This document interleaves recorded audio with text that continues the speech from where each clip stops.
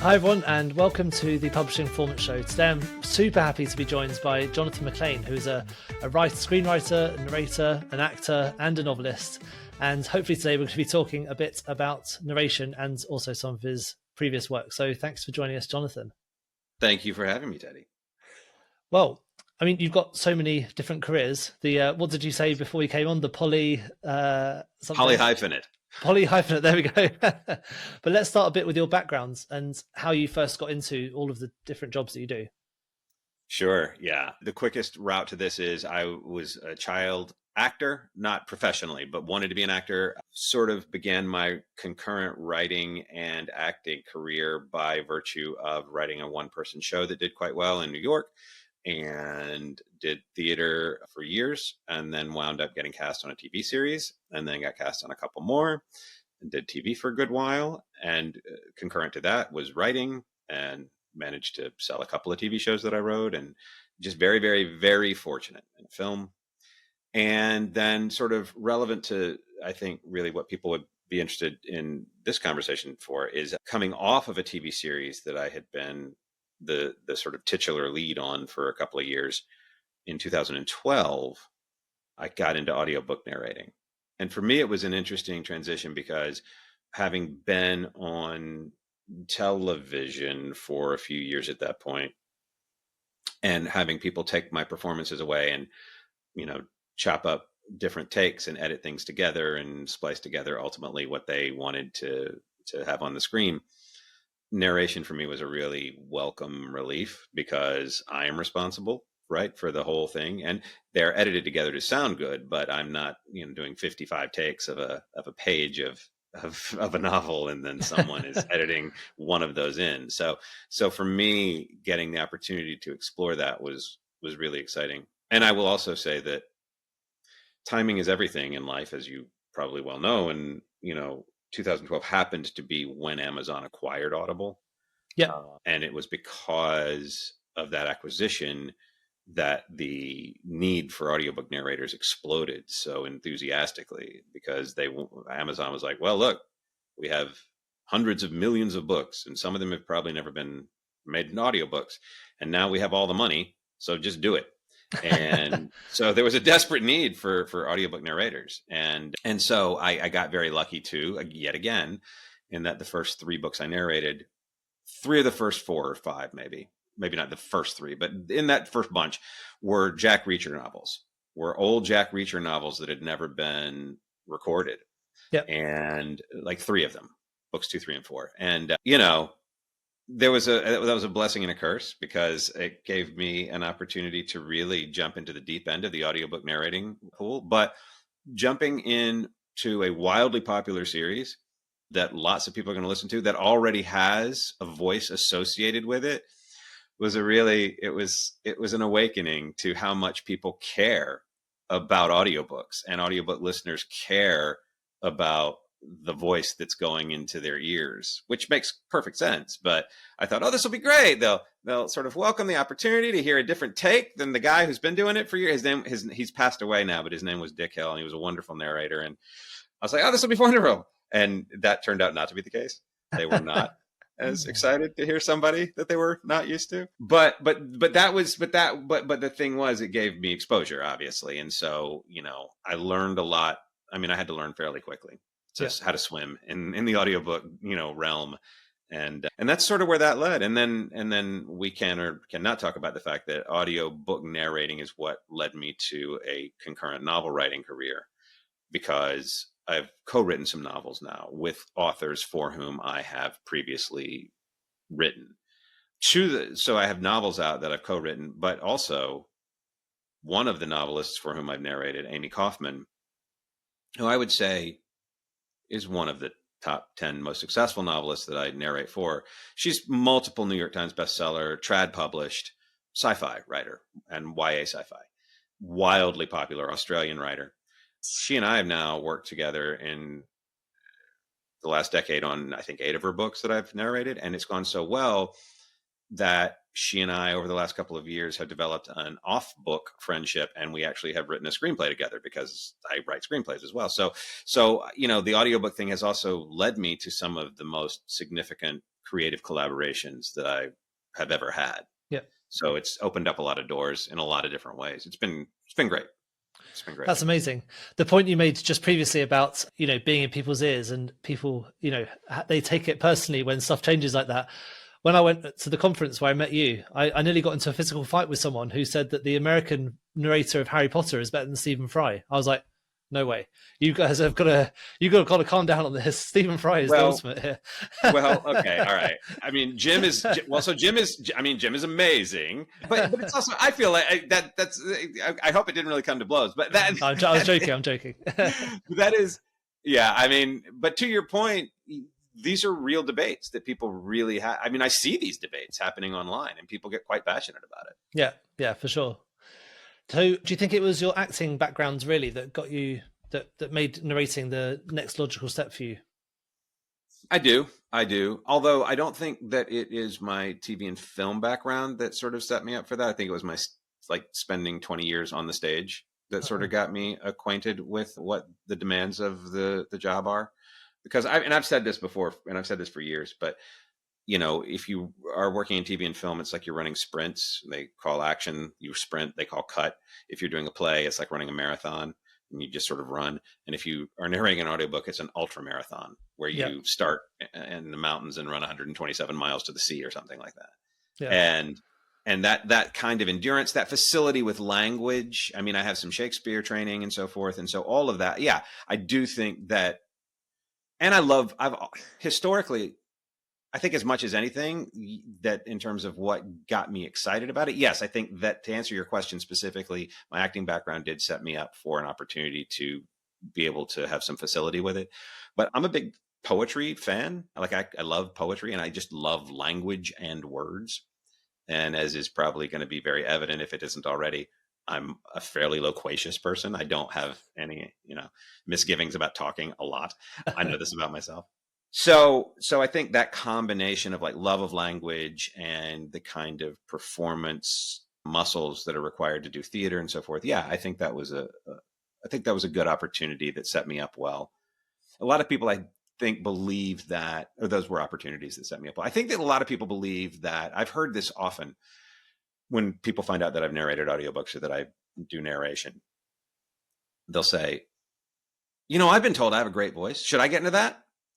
And my response is always you should certainly try. I would never discourage you, but the voice itself is not really the thing that I think makes an entry. Obviously it needs to be right and it needs to be pleasant, but that's ultimately down to casting.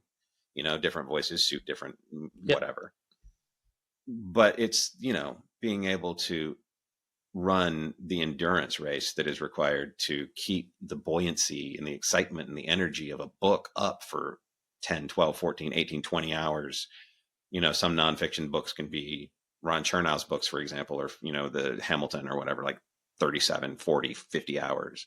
Yeah. And you have to, I think, Scott Brick narrated the Hamilton book, and Scott is, of course, as seasoned and as good as they come in this industry. And the skill set required to keep someone engaged in that way, that I think is honestly unique to audiobooks. And I don't know if you can learn it any other way than just by doing the craft repeatedly. Yeah, for sure. But, that's my feeling on that.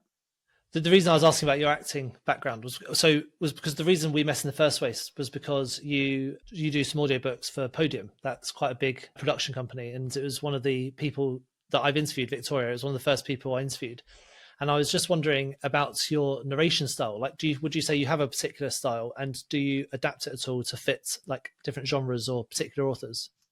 Yeah, I don't have, look, I have a distinct cadence. My rhythms are my rhythms. There's a music to my own sort of way of manipulating language that I think is probably permeable. I think it penetrates everything. But one of the things that I am relatively invested in making sure I can do is try to narrate across multiple genres. So, I've narrated these sci-fi fantasy novels. I've now become quite full up with opportunities to narrate LitRPG, right? Which is an emergent genre.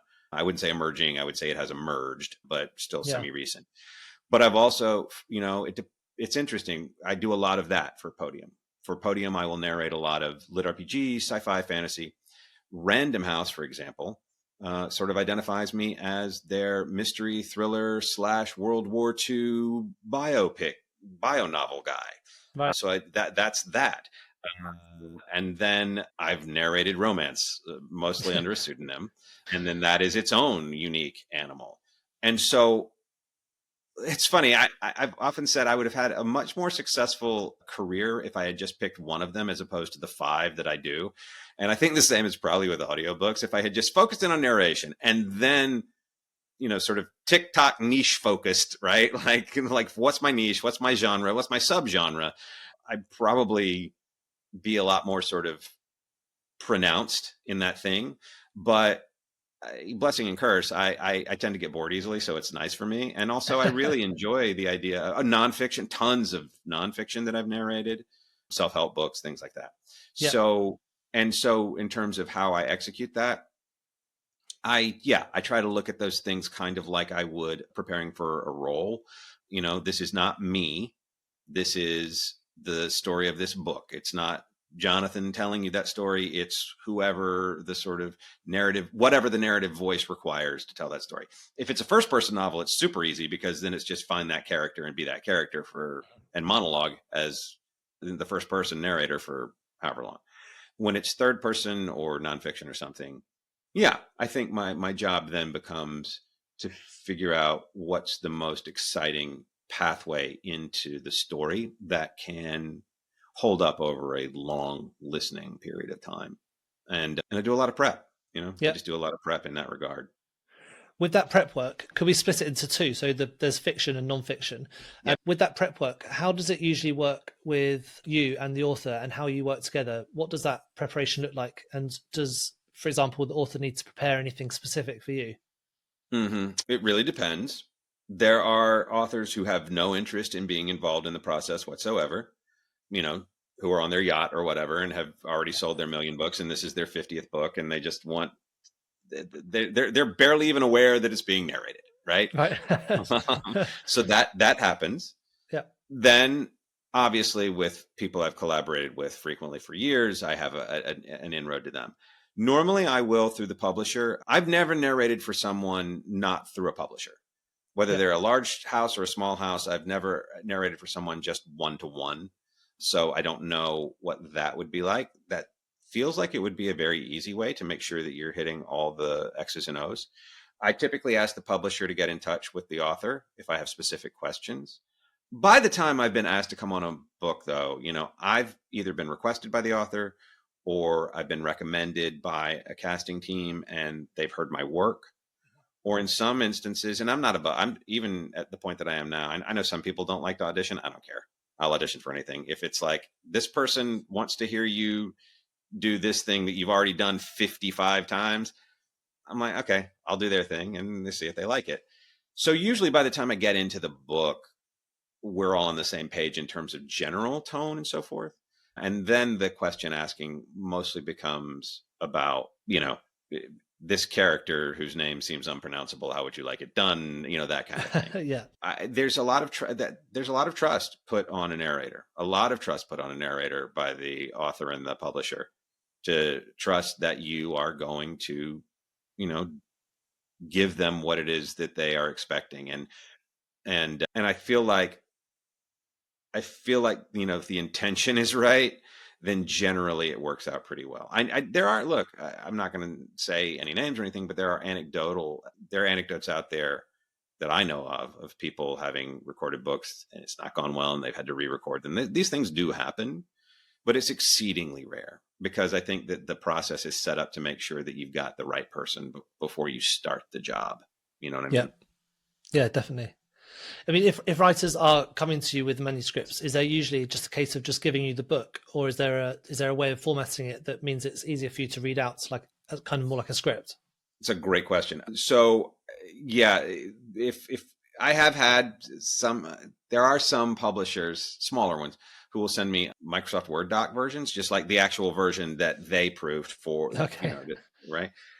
And I just have my assistant like convert that into a PDF and whatever, so that I can put it into a software on my iPad called iAnnotate. Right. iAnnotate is great because, as opposed to other softwares where you sort of like fan through pages like you might on Kindle, it's a scroll. So I can just keep the page scrolling, and there's no sound, and it doesn't hiccup at all, and so forth. And you can also make notations right on the document in that software. So if in my prep, I need to remember that this character speaks with an Irish lilt or whatever, but that's not revealed until much later, I will, make a notation the first time we hear them speak in the margins of the thing and so forth. So yeah, like getting like a nice clean PDF is great. Ideally formatted the way that it would be formatted for ebook or for print, so that it sort of looks on the page the way it would look to a reader. Because on some sort of subconscious level, I feel like that makes a difference. I feel like if I am reading aloud a book that is formatted in the way that I would be reading it if I were just sitting in my bed reading before I went to sleep, then there is a natural sort of musical, like I keep going back to this idea of rhythm and tone, but I think it matters. There's a natural sort of cadence that evolves from that if you're just reading a scrunched up bunch of text, just like all formatted together, single spaced or whatever, is a much harder thing to do. That's just a harder lift. The other thing I would say to authors, any author sort of starting out, if they want to do a big favor for their narrator, just really spend the money and time to make sure it is fully proofed, like really well, because a challenging thing is to have to edit on the fly. Because something that can be fine in a typo on the page, if you're reading, okay, a reader's going to like understand what that's supposed to be, but I can't read that aloud because that will sound insane. If I something that's, or some syntax that's out of whack, or some grammar that's not right. So having everything really clean not only makes the process smoother in terms of the output, but it makes my job infinitely easier. Like I've often said, I would prefer to be paid. This is terrible. Whatever, I'll say it. I would prefer to be paid more. I'll work for cheap for a great book, but if it's a terrible book, or if it's like really badly put together or really badly constructed, you're going to have to pay me more to do it. Does that make sense? Yeah. You're a bit picky with who you can work with now, I guess. I'm not. Well, it's not that I'm picky. I mean, I honestly, if I get excited about the idea of a story, even I'll do it. I'll do it 100%.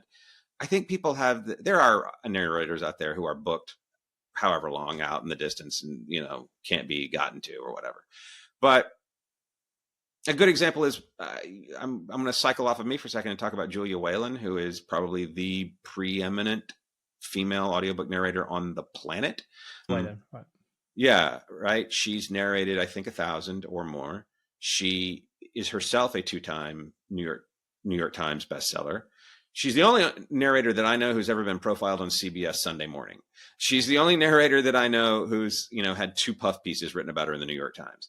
And she's also started her own audiobook company, actually recently, called Audiobrary. And I was very fortunate to be asked to be part of the inaugural offering in that. It was a book that she wrote, and she had 4 narrators, 3 men and her, and I was one of them. The reason I brought her up is that we met because I had written a novel that had interstitial chapters that required a separate voice. And Podium, who you mentioned, published that novel. I know them very well. We go way back. And they said, well, who would you like for these chapters? I was like, well, I'd like Julia Whelan, but I mean, good luck making that happen. And they showed it to her, and she was like, oh no, this is cool. Yeah, no, I'm into this. Let's do it. and that's how I feel about it. Like if it's something cool or whatever, and it feels fun and it feels exciting, if I feel like I can bring something to it. I've only a couple of times ever passed on something, honestly. And one was a biography of someone that I know who's very famous. And it was an unauthorized biography. And I simply couldn't do that. I'm not going to, if my famous friend was like, don't write a book about me, and they did it anyway, I'm certainly not going to narrate it. And the other one was a few years back.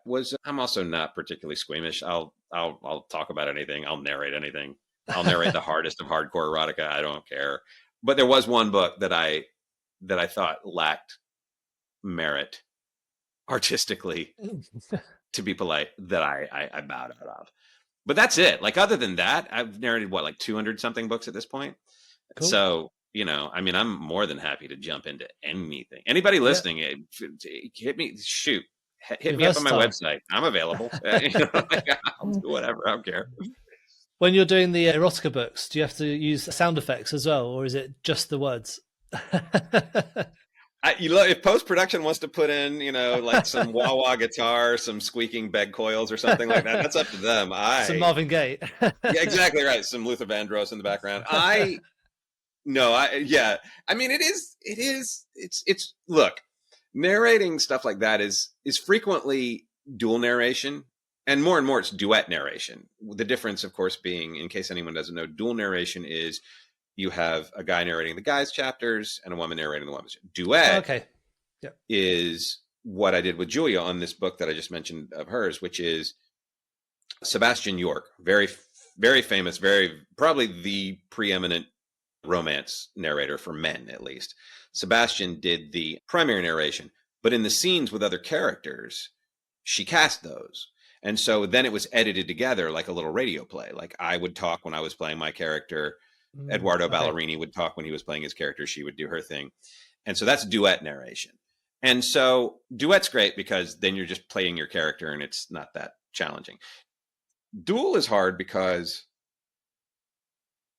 you're narrating with someone else, but in your sections and chapters, you're narrating both halves. So you're also wanting to try and honor as much as possible, like in my case, what the woman's voice is for the character that she's performing. And then she's going to try and the best that she can emulate the quality that I bring to the thing. And you don't, if anyone listening knows who Jeff Hayes is, like Jeff narrates the Dungeon Crawler Carl series, which is arguably one of the most popular audiobooks on the planet, and rightly so. Jeff's freakishly gifted. And his female voice, I mean, it sounds like he's got a whole cast, and it's just him. It's mind-boggling. Yeah. I don't have that skill set. That's not me. So I just try and find like the general attitude and energy of a character as best I'm able, and then inject that into it. And so to your question about sound effects and whatever, I mean, no, other than I don't want to make it sound stupid.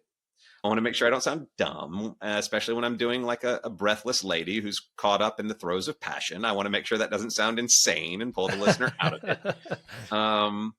And like there's a fine needle you have to thread when you're trying to, do an orgasm in an audiobook, and someone's going to have to listen to this, and they probably have earbuds in, and you don't want, I mean, it's the most hilarious job in the world. Honestly, yeah, that is amazing. Yeah. Now, it sounds like with your first audiobooks you narrated, you kind of, because obviously you had a bit background and you already had success in acting and other, all the other things you do. It sounds like some of your first audiobooks were actually relatively successful books already.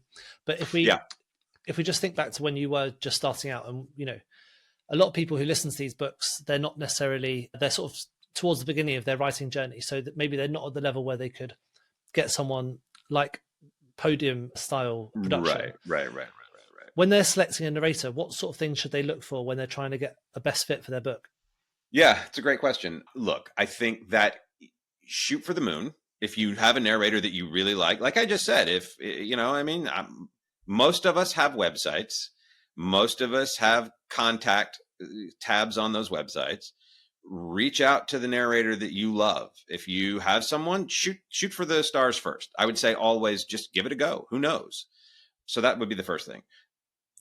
If you don't have a voice in your head, if you don't have someone in mind, then you've created the material. You have every right to request auditions. And there are voice casting websites. There's ACX, of course, through Audible, right? ACX is where a lot of pairings can happen because that's a self-produced arm of Audible. Are you Studios. on ACX as well, or not? I am not. But I do know that, plenty of narrators someone asked me recently, how do you get into narrating? And I was like, When I did it, it was a little bit easier. And now, PS, I'm going to digress from my own point to mention that I will say the challenge that exists now, it's both a blessing and a curse that everyone can sort of do it from home. Because, in 2012, there weren't real, I mean, I didn't have a home studio until 2020. And the only reason I even got one was because COVID happened and I owed books to people and I had to figure out how to do them. I was always going to production houses and studios and so on. So the competition is stiffer because there's lots of people with the resources to buy a mic and a preamp and get it set up. So, but the benefit to that is you go to ACX, you go to that casting pool, and you just listen through to the voices that feel like they might match the material that you've written. And most people will have identified the age range, the sort of, 30 to 35 female that can play 22, like the genres that they feel like they excel in, the age range, the quality of voice, the pitch, the so forth and such on.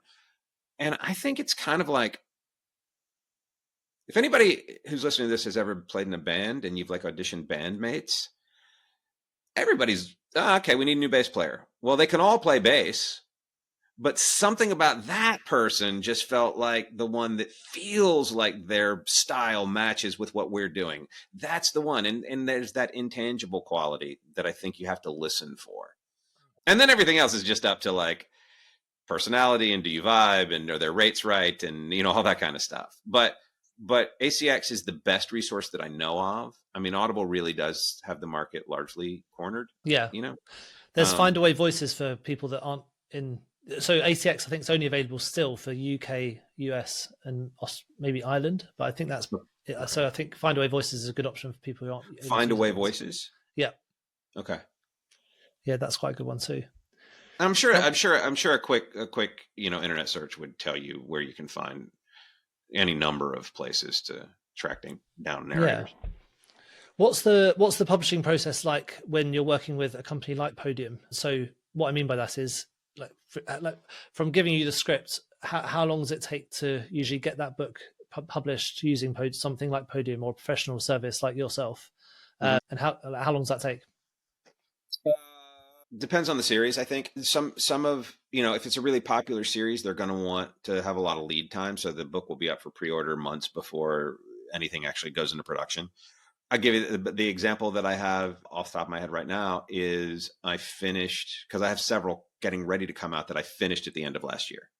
So I have, over the next 2 months, I think 3 or 4 titles coming out that I wrapped principal recording on in December.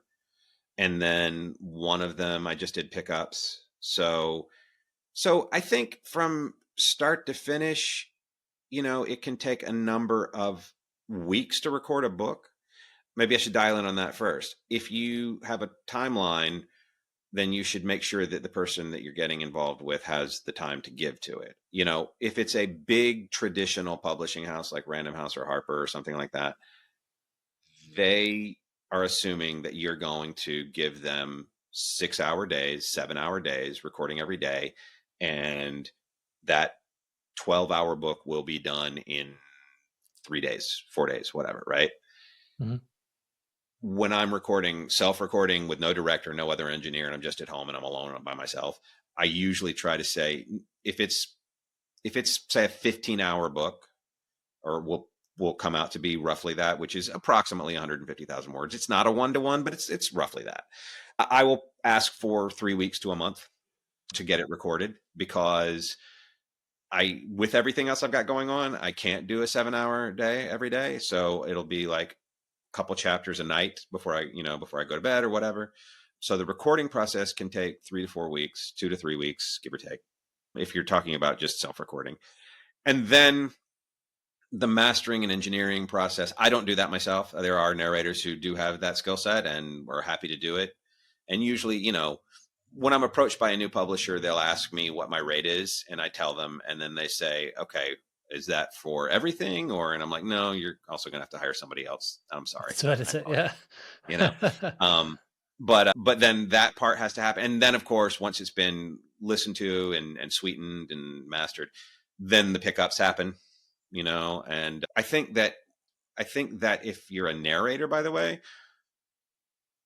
this is a mistake I made early on. I'll just say this for anybody who might be curious about this. If you're a narrator and you're starting out, don't worry about making mistakes. Go for performance, go for delivering the material, deliver the best book you possibly can. And if you're doing punch and roll and you hiccup, it doesn't matter. No one's going to have to edit that out. You stop. So as opposed to sort of free roll where you just make mistakes and then an editor later will clean it up. And that's a very rare thing that rarely happens anymore. Most of the time you're stopping, placing your marker back where the track had a hiccup and then picking it up. And you're still going to have mistakes that you've missed or things that your eyes read wrong or whatever. Don't worry about it. Those things can be cleaned up. Those things can be put in. What you can't, no, I'm less interested. I'm not going to get on my AI soapbox, but if you wanted a perfect read that had absolutely no mistakes in it, just get a computer to do it. Like if you're, give it everything and don't worry about perfection.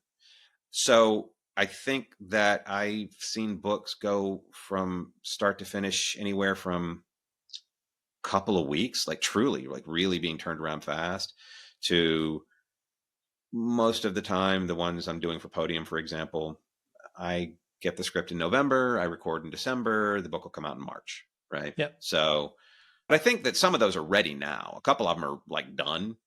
And I think, again, the long lead time is just about the popularity of the series and giving people a chance to pre-order and that kind of thing. Yeah. But the last thing I'll say in regard to this, which is a tangential point, but also know what your boundaries are when you're recording. If you're someone who wants to narrate and you're listening to this, don't push yourself for 7 hours, 8 hours, 10 hours. Just like give the work its due, because at the end of the day, this will be memorialized for good. It will be done. It will be out there. And these are the books that if I wish I could go back and re-record those Jack Reacher books, knowing what I know now, I would have done a better job, frankly. So just make sure you're giving it your all, because that's your work out there. That's your voice, Yeah. Yeah, for sure. That's really good advice. Now, I know you're narrating your own book, and I know it's under a pseudonym, but it's still... I am not. No. The book I'm narrating... No, my own books that I'm narrating now are under my name. Oh, Johnathan your name, McClain sorry. wrote and narrates, yeah. Right, okay, sorry. So technically you're DIYing it. Now, I know you're professional, so it doesn't count as DIYing it, but a lot of authors now, there's ways you can sort of narrate the books yourself, and especially when people are on a bit of a budget, or maybe it's especially if it's a non-fiction book, sometimes people want to be like the face of their book. Now, have you got any tips for people who are starting out trying to do a narration of their own book, and any skills they might need to skill up on? Sure. Give yourself more time than you think you need, because when it's your own book, you're going to go back and re-record everything a dozen times because you know exactly what you intended. It takes me longer to record my own books. And to be clear, I should be clear, like my books are published by this novel series that I have out right now is being published by Podium. So I am technically double dipping. So I'm getting the money for the books and then, but I think that tips, know your boundaries, know your limitations, be the most honest version that you can. As much as this is just from someone who has been in front of a camera for over half my life, it is very easy, and a microphone, it is very easy to get self-conscious about these things. To whatever degree you can, separate yourself from the product. Separate yourself from the idea that the end product needs to sound like this or be like this or whatever, and enjoy the process. Remember why, especially if you're a writer, even if it's nonfiction, why did you want to write this book? What did you want to say? What about it is important? Why is that important? And remember to just hold on to that in everything that you say when you're speaking the words aloud. The other great advice, and this is something that I've done commercial and video game narration and stuff too, but especially in commercials and auditioning for adverts and so forth for voiceover, the best advice that you'll get from any like voiceover coaching person is talk to one person. Tell the story like you're telling it to one person. Tell it Okay. like you're telling it to your best friend if it's a nonfiction, like, man, this really cool thing that I know about that you should know about, bro, or Yeah. last, or whatever. And tell it to one person. And, if it's fiction and it's something that it feels like it's cinematic and whatever, tell it like you're telling it around a campfire. But, find that group of people that you're talking to, or that person that you're talking to, and talk to them. The other thing I would say is it is physically harder than you're going to expect it to be if you've not done it. The microphone picks up everything. So you can't move. You can't shuffle. You can't breathe wrong. You have to make sure that you're limiting mouth noise. A lot of these things can be cleaned up in After Effects and so forth, but it is an endurance test. I mean, sometimes I come out of the booth really exhausted, like really physically tired. Yeah. And also give yourself a break. If like you get into the booth and it's not going, stop, go eat a sandwich, come back. You know what I mean? Like get yourself into a place where you're excited to share the work that you've written. Yeah. That's the best thing I can offer. And remember always that it's not about you. This is something I don't think a lot of people talk about, or maybe they don't, maybe they know it and don't say it, or maybe they don't know it. I don't narrate audiobooks so that people will think I'm awesome. I narrate audiobooks because I love telling stories and I want people to enjoy the stories that I'm telling. It's not about me. My job is to be the delivery mechanism for the story. So like get out of the way and let the story be the star. And I know that's a very sort of high-minded concept, but I think it's important. Yeah. That's really important. Take your ego out of it. Remember, you're trying to read the book, not promote yourself. I think that's quite good advice. Yeah. And at the end of the day, like this is what when I talk about, I've narrated books that I don't like that aren't for me, that aren't books that I would read, but they're for somebody. And I just try to remember, like, there's somebody who's out there who's, going to enjoy this. And I owe it to them to give it my all. I owe it to them to give it my all because they've made a commitment. Yeah. Someone recently asked me, does it bum you out if you get bad reviews? And I'm like, yeah, but not because I feel like bad for me. It's because I've got almost an overly healthy ego, frankly, probably too healthy. But it makes me feel like sad because I didn't mean to give you a bad experience. Yes, it makes me sad because like, oh, I'm sorry you hated it. I mean, I don't take it personally. I just wish that I made your day go badly, and now I'm sad. You know what I mean? Like that's how I feel about it. Yeah. So, but that's centered in this idea of try to give the gift as opposed to making it about you. Yeah. Yeah, definitely. You mentioned a couple of mistakes that you make, and are there any common mistakes that you find either you make or that the narrators make, and is there any ways you try and overcome them? You mentioned mouth noises and things like that, but are there any mouth noises? Yeah, that's a real thing. I mean, that's a real thing, and if you keep a bottle of water in the booth, definitely keep a bottle of water in the booth. keep hydrated. If you hear it coming, if you feel like, oh, I've been talking for a while and now it's getting a little dry mouth. It's also hard to the more you do it, the easier it becomes to like be self-editorial as you're going. But you don't want to get overly consumed with worrying about these things. As I said before, because those things can be fixed. But for me, an obsession is, even though I know that the editors and mastering teams that I'm sending this stuff off to are professionals and they're very good, I don't trust people to always get the like little breaths out. And so if I have to stop and punch in, I make sure that I have lined up the cue exactly so that you're not going to get a little like at the beginning, because if you get a little clipped at the beginning, you'll know that it was edited. I mean, I try to send in my files as sounding as much like the final as possible, so that you will attune yourself eventually to listening for. I live in LA, which is, as we record this, beset by fires. I'm under a possible evacuation notice at the moment in my house, and so there will be planes. and fire trucks. I have to record today. If I don't get evacuated, I will be recording. And I just need to make sure that my ear is tuned for a truck rolling down the street or a plane flying by or a helicopter. Trying to be sensitive to that. And once you get sensitive to that, by the way, you notice it every day in all parts of your life. It becomes maddening. So those things, but yeah, just don't overexert yourself. Know what your limitations are, and remember this: it's a muscle, and just like any muscle, the more you do it, the stronger the muscle will become. You know, the weight of recording an audiobook has not gotten lighter. I've just gotten stronger at lifting it. Right. Yeah. So just and practice. Even if you're not, even if you're not getting paid for it, spend some time behind a mic, just practicing recording things. And anybody else starting out, a note that I would say is get a good mic, but don't get a great mic. By which I mean, get a mic that gives a nice, good quality, a nice sound. I use an Audio Technica 4040 and a Solo Focusrite preamp. It's nothing exotic. It's great. And I've now recorded over 100 books on it. The mic I got is good enough to get exactly the sound that I want, but not so good that it's going to pick up all those little creaks of my house settling and so forth, like I talked about a second ago. So that's you don't have to spend $3,000 on a mic. You can spend $300 on a great mic, on a good mic, and it's good enough to do what you need it to do. Yeah. So that would be the other thing I would suggest. Yeah, that's great advice. Now, just for the last question, so obviously you've worked on some amazing books like Jack Reacher books and Lee Child, Yep. which that must have been absolutely amazing.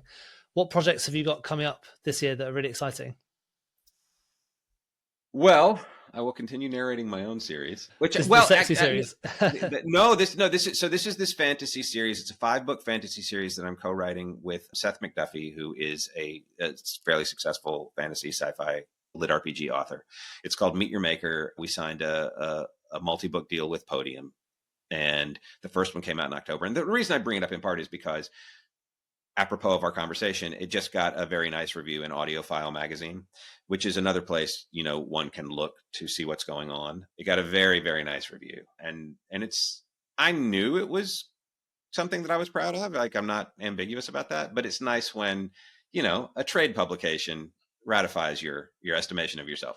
So that will be a large part of my year, honestly, because I have to write it and narrate it. So the second one. So that's a big thing coming up. There is a LitRPG series I narrate. This is probably the most well-known. It is called the Newtown series. The Mayor of Newtown was the first of these books in 2019, and we are now into book 8, which is War of the Noobs. And that is the one I just finished and turned in. And the one that I probably get asked about on social media and stuff the most. I have, like I say, several other new series that I'm starting that have been sent my way. But invariably, the year will get, I have my year plotted out, but invariably I'm going to get a call about something or an email about something that I can't say no to. And I will absolutely be over the moon to jump in. There are a couple of mystery writers who release about a book a year. Wonderful, wonderful New York Times best-selling author called Linwood Barkley, who I narrate his books now. I know he has a new one coming out, so I'm hopeful that will be a fit for me. Yeah, like I said, I got like 20 this year that I know of, which funnily doesn't feel like a lot anymore. There would have been a time when I would have said, oh my God, how am I going to do it? And I'm like, I can take 10 more. Yeah. That'd be fine. Yeah. So those are some, I don't know, those are things to look. I mean, the other thing is if you just type in my name, Johnathan McClain, make sure you spell Johnathan, Johnathan, because that is how it is spelled. Yeah. If you type my name into Audible, you can see everything I've got coming up. Oh, and that's the other thing, by the way, anybody who's getting into audiobooks on either side, Audible's great about giving you those 5-minute samples. Yep. So find other books that you feel like they're complementary to either the style that you want to do or that you've written or whatever, and just listen to the samples of those narrators. That's a great, free education in how to get your mouth around the process or your ears around it if you're looking for somebody. Yeah, great. That's really good advice. You've got a bit of a quiet year then coming up, which is quite nice. Well, that's just the recording thing. I also I'm joking. have 2 TV series and a thing. And no, it's funny. It's funny you say that. And I'm like, if it were just the recording, it would be quiet. It would be great. I could totally do that. Yeah, I could totally do that. If I didn't also have to write a book and 2 movies and pitch 2 TV shows, it would all be fine. And at some point, I'm going to get tired of all of this. And I'm deeply grateful that audiobooks exist. And I certainly hope that I can continue on with it, because this is the thing that I can see myself doing into my 70s and 80s, long after my ability to, go into a room of TV executives and make them love me is over. I can still sit in a dark room and talk. You'll be like Michael Caine, where you suddenly get that wise voice and starts speaking slowly. Yeah, totally. Yeah. Well, thank you so much, Johnathan, for coming on. It's been fascinating to speak to you. Yeah, good luck with the rest of the year. It sounds like you've got a lot going on, so I'm looking forward to seeing what comes up next. Thanks, Teddy. Thanks for having me. So just before we go, we always ask this question to everyone, and that's, what's a book you recommend everyone should be reading?